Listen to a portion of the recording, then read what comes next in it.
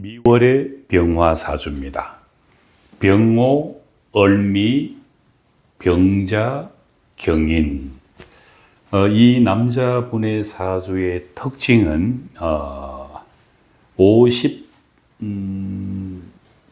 8세가 되는 경자의 끄트머리에서 신축으로 넘어오는 이 과정에서 세 번째 결혼을 했습니다. 이 사주를 통해서 공부할 것은 일반적으로 여성이 천간에 정관과 편관을 같이 가지고 있거나 또 편관을 가지고 있거나 또는 경우에 따라서는 두 개의 정관이 기구신으로서 존재할 때 넓은 의미의 관살 혼잡이라고 합니다.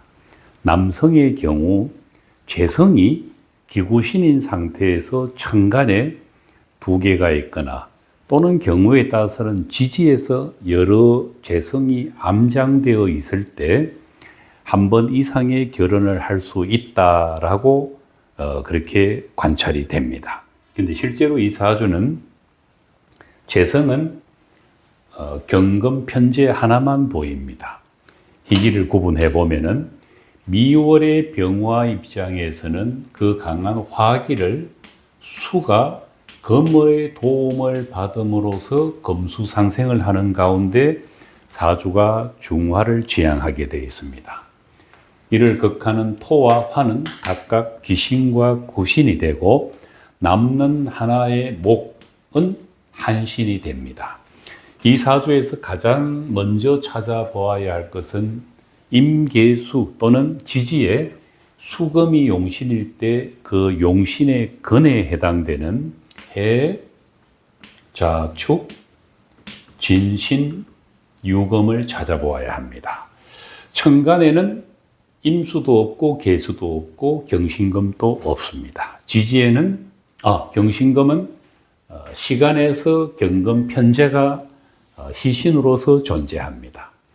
이들 수금의 용신의 근이 되는 글자는 자수가 일지에서 천간에 있는 경금과 이렇게 금수상생을 할 수 있는 그리 먼 자리는 아니지만 동주를 하고 있지 않고 또 금수가 상생을 하기 위해서는 천간에 수가 있어서 천간에서 금수상생을 하는 것을 가장 유정하게 봅니다.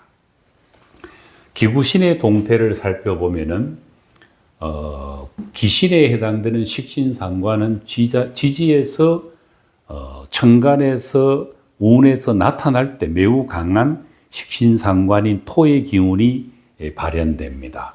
그러나 사주 원국에서는 구신에 해당되는 병화 비견이 상당히 강하게 멀리 임목과 오화 그리고 미토에서 힘을 받아서 투관되어 있습니다. 이 병화 비견이 시간에 있는 희신을 마주보고 있습니다.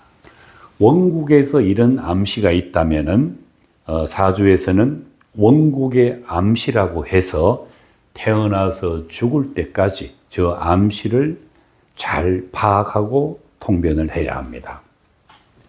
강한 비견이 희신에 해당되는 경금을 화극금하고 있다는 것은 육친으로 본다면 이 경금은 어릴 때는 아버지에 해당되고 또 성장하면서 이성인 여자 또는 처에 해당됩니다. 그리고 일반적인 사물로는 재물에 해당됩니다.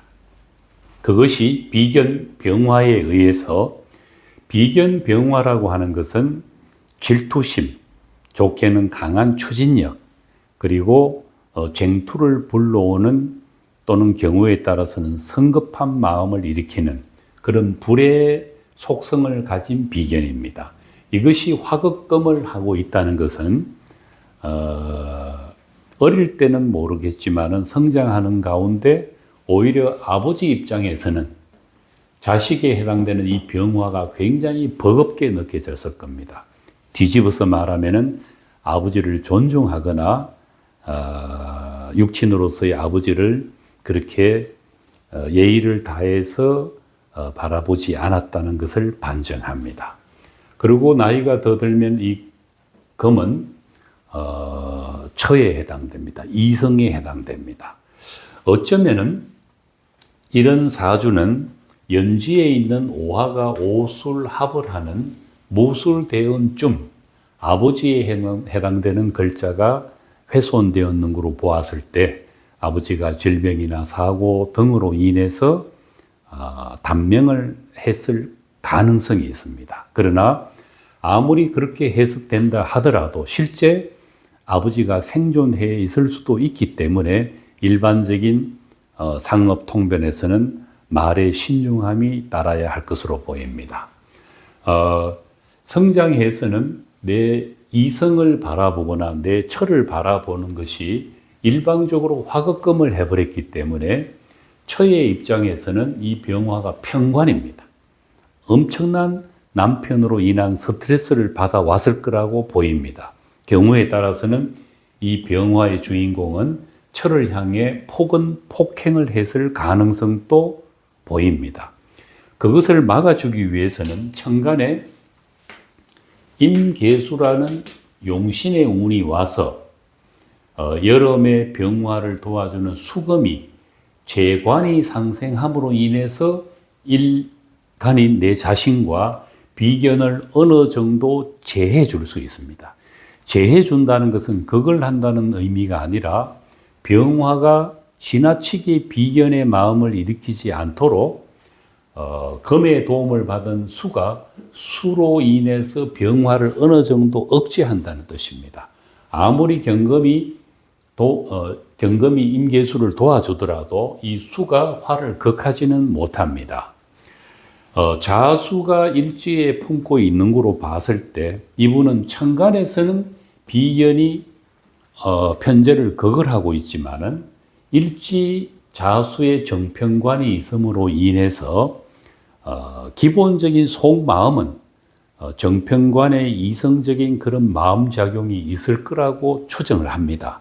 그러나 천간에 드러난 글자에 의해서 이분은 재관이 아름다움을 쓸 수 없고 이 재가 비견에 의해서 극을 받는 그런 마음작용이 운으로 연결될 것이라고 보입니다. 그래서 1차 결혼이 실패했고 2차 결혼도 실패했고 자, 세 번째 결혼은 앞으로 주목해야 되겠지만은 그렇게 긍정적인 해석만을 하기는 어렵습니다. 보통은 2번 정도의 이혼 경력이 있다면은 이성인 여자분들 입장에서는 그렇게 접근을 하지 않을 텐데 이분은 병모라는 도화를 갖고 있습니다. 비견급제에 해당되는 도화가 있다는 것은 일반적으로 태어나는 과정에서 수려한 용모나 어떤 여성분들을 현혹하게 할 만한 그런 매력은 있었을 것이라고 짐작할 수 있습니다. 병호가 도화인 이유는 지지에 좌오묘유가 올 때 특히 병호와 임자라는 글자가 비견금제뿐만 아니라 식신상관, 정관, 편관 다양한 모습으로 나타날 때 병호와 정미가 특히 기구신일 때 우리는 도화성이 있다라고 해석을 할 수가 있습니다. 나머지 묘목과 유금은 좌오묘유 중에 묘목과 유금은 을묘와 신유일 때 해당됩니다. 그러나 을묘와 신유는 음간이기 때문에 병호나 임자만큼 가시성이 높은 도화작용은 일어나지 않습니다. 도화라고 하면은 색정에 의해서 삶을 망친다. 뭐 여성분이면은 그런 화류업계에서 자주 볼 수 있다. 이런 설들이 있지만 사실은 도화라는 것은 옛 명칭일 뿐이고 현대적으로 의역을 한다면은 그 사람이 갖고 있는 대단한 감성적인 재능, 특징을 의미합니다. 천간과 지지가 똑같은 불, 똑같은 물, 똑같은 금, 똑같은 목이 기구신일 때 희용신보다 더 도화성이 높다고 하는 것은 그 기구신이 갖고 있는 감성작용 때문에 그렇습니다. 이런 병호나 임자나 을류나 신유가 희용신이라 하더라도 도화성이 없는 것은 아닙니다. 그러나 상대적으로 그것이 기구신에 해당될 때에 미치지는 못한다는 뜻입니다. 그래서 아마도 두 번의 결론을 실패했는데도 불구하고 그 외모나 또 그 사람의 도화의 매력을 느껴서 어떤 여자분들은 또 부부의 연을 맺기도 하는 게 아닌가 그렇게 볼 수가 있습니다.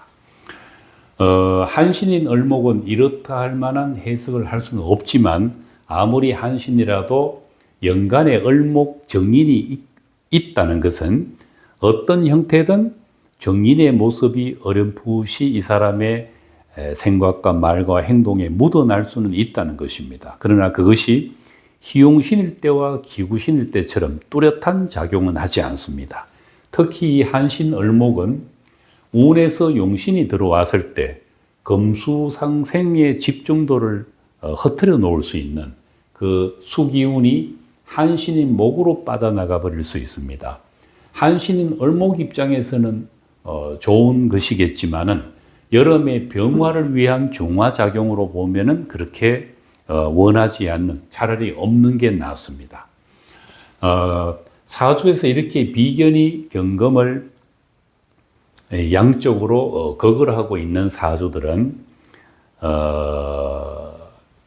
이성의 입장에서 볼 때 매력을 느낄 여지는 있습니다. 남자다워 보이고 또 기백이 있어 보이기 때문에, 또 여자 입장에서는 평관의 모습으로 보이기 때문에 박력 있게도 보일 겁니다. 그러나 어떤 이해관계가 있거나 감정이 충돌할 때는 이 글자를 보호해 줘야 되는데 비견의 마음으로 인해서 극을 해버리기 때문에 오래 살기가 힘든 것입니다.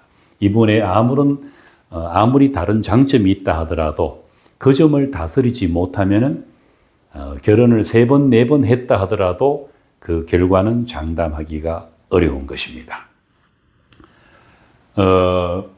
지금 현재는 60세로서 경자운이 끝나고 신축에 들어와 있습니다. 병신합을 하는 모습이 보입니다. 경금의 친구인 정제가 내가 아주 병화가 주가 돼서 신금을 합을 하는데 두 개의 의미가 있습니다.